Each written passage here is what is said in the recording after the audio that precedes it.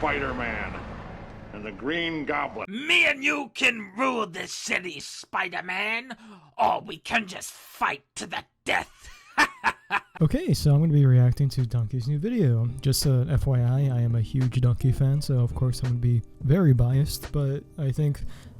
That was a car. I think I wanted to make this video because I just see some really weird things in this video. I understand that he wants to be more comical, and I know a lot of his views have a lot of, funny moments. Just to make it more lighthearted, it isn't everything so serious and objective. It's more, a Dunkey video. If you've seen his content, you will know what I'm talking about. But a lot of his points that he raises, it seems like he's trying to be arrogant or play dumb. Maybe that's the joke, but if anybody actually wants to understand the criticism for The Last of Us, I think I can actually make some pretty good points as to where the other people are coming from. Because if you only watch this Dunkey video, you would think that anybody who has a flaw with Last of Us 2 is just insane. So I just want to clarify the actual faults with the game in itself that I think 99% of people could understand, even those who really enjoy the game. Oh, and I'm not going to say whether I like the game or hate the game, because that's not the point of this video. It's just to give a greater understanding to the opposition that Dunkey has made fun of in a very funny manner. Let's just watch the video already. Jesus Christ. Now, when I reviewed Last of Us 2, I rattled the monkey cage pretty good. This is my most disliked video ever, which is a little weird to me. I've been talking shit on beloved games for years, and people have been getting pissed off at me for years, but it wasn't until I actually liked the game that people really started freaking out. I don't think the reason why people dislike that video is purely because you liked it. I think it was because mostly of the arguments and your points to it. I'm pretty sure there's a good group of people who just disliked the video because you did genuinely enjoy it and they didn't, and they wanted to hear you voice your opinion.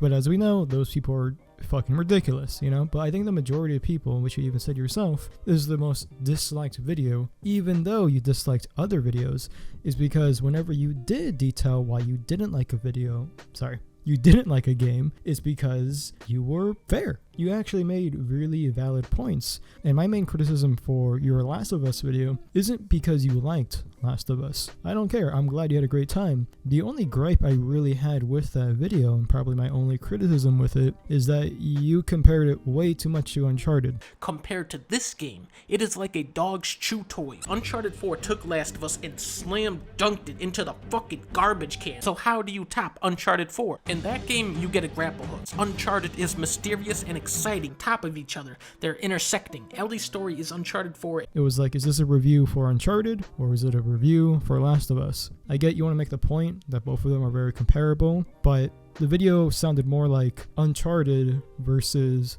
Last of Us, which, hey, that's a great video idea, but at least title it that. It just seems really weird how you were going on this huge tangent and how great Uncharted was, therefore Last of Us 2 is also good. Like, no, just talk about the game they're talking about. That's my only criticism, really.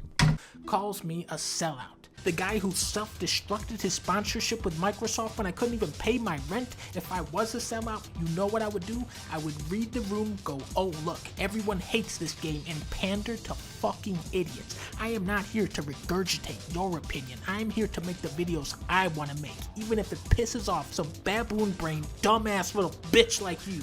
I actually do like that point. You shouldn't really, like me personally, I get a very mixed bag of opinions whenever it comes to my videos, whenever I criticize things even remotely likable to a huge fan base. It's really bizarre. Yeah!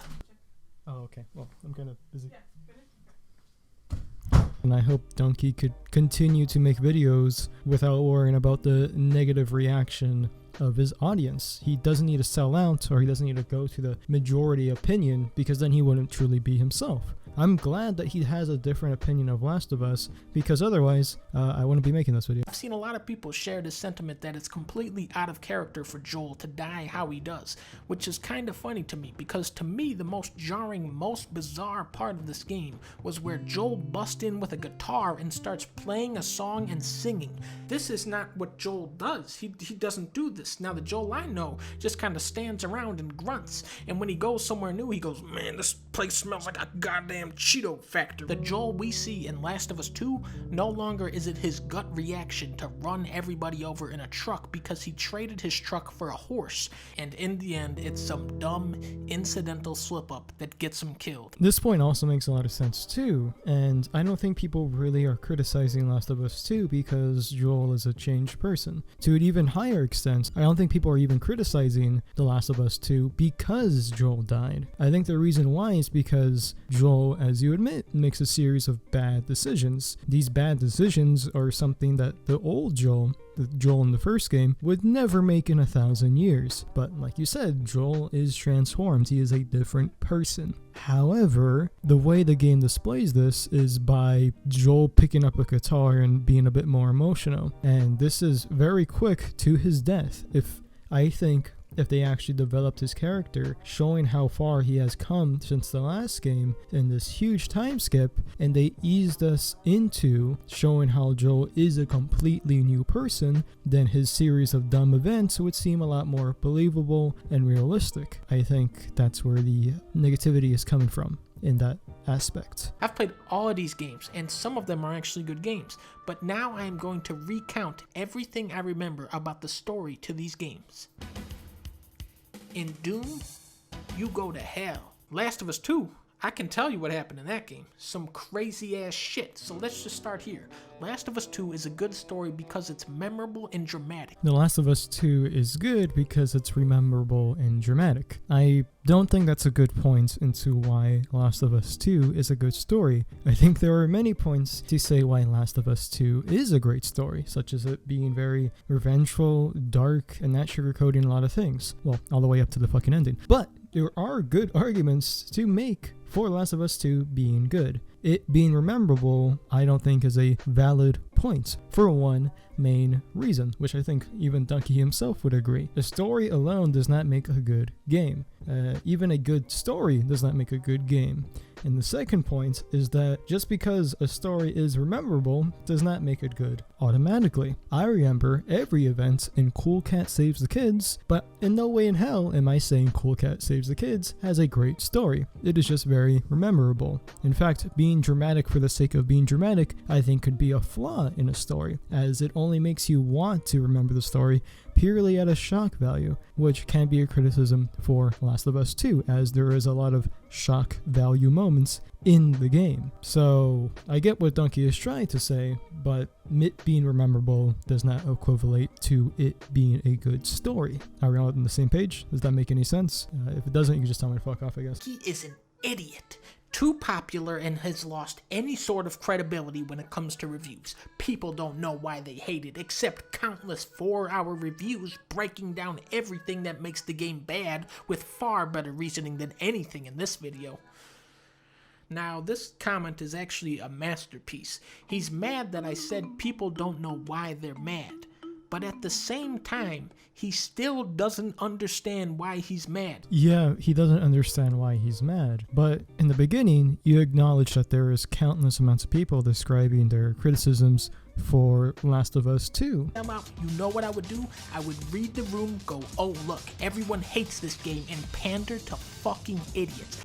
And instead of actually, replying or responding to those criticisms in Last of Us 2, instead of doing that, you decide to cherry pick a random comment, a guy who states what you state previously, that there are plenty of reviews online stating the reasons why a large majority of people don't like Last of Us 2. This seems to be very targeted and cherry picks overall, and I think it's probably one of the weakest points in his videos. It seems kind of unnecessary to just pick on this random commenter, but if you want to, hey, be my guest. I mean, I bully people all the time. And Cuckman's reputation for being a male feminist, the fact that Abby kills Joel when she is strongly implied to a transgender, it feels like Cuckman was pushing an agenda. Big Boss, I just want to thank you for finally making me understand why people hate this game so much. Okay, a lot of people people criticize Last of Us for the political aspects of the story. I will never agree to that point, and I don't think I will ever understand that, because I never even saw the political aspect of Last of Us 2. I really didn't. Never did I see Joel die to a woman and be like, oh, this is female propaganda? Like, no, that was the last thing going through my head. So this criticism is completely negated. Like, this is fucking a ridiculous point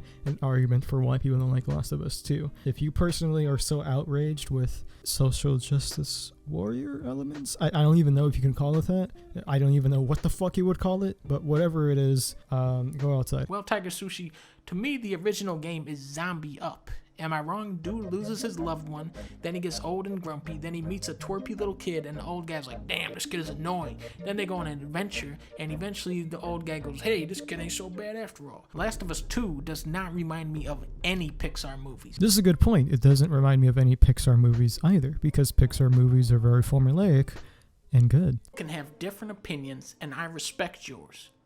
Wait, what the fuck? Is this still YouTube comments? But killing off the best character in the game and then making you play as the scumbag who killed him for 20 hours is terrible game design. Saying that it's good game design in itself is a kind of weak argument, because to describe game design is kind of subjective. There's very few objective elements to making a fun game, because overall it comes down to the player's experience. However, you can completely make the argument that playing the scumbag that killed your favorite character in Last of Us 2 would make you feel emotionally drained and unmotivated to continue the story. I think that's a perfectly reasonable criticism for Last of Us 2, and the fact that Dunkey says that, oh, you see, it has a point. Well, yes, it can have an overall message, but that still doesn't make the experience any more enjoyable or any less enjoyable. To say that playing as the scumbag who killed your favorite character would be somehow even more motivating for you to progress through the story when countless amounts of people try to kill yourself once you played as the villain of the story, then I think you're missing the overall criticism of this random YouTube commenter's point. Hopefully I explained his logic in a better manner. Shot her dad, and that's why she's evil now. But she's not evil because she loves Owen, but she doesn't give a fuck about Owen. She just wants to kill Joel. But look, she pets a doggy until she throws his ball over the fence. There are sympathetic things about her and horrible, repugnant things about her, and you just kind of sit on this moral teeter-totter. I think that was more subjective to say that you're on the middle of her being a complete asshole or her being a good person. Yes, they try to humanize her, but trying doesn't mean it worked for every single player in the game. A lot of people, when they finished the story, still wanted Abby to fucking die. Can you blame them? No. So saying that, oh, you see, it's creative because they try to humanize her. Well, yes, they tried, but did they do a good job? I think that's the only criticism you can actually give. The extent to how well they performed on humanizing Abby. Do I think they did a great job, personally? Fuck no. I think they did a horrible job. And at the end, I think that's the reason why a lot of people hated the direction they went with Last of Us 2. And to not acknowledge this point is ridiculous. Game is just revenge bad, hammered over and over again. I really don't think this game or the original are about trying to hammer home some profound message. Yeah, I would completely disagree with that point, that this game or the first one wasn't trying to hammer in a message.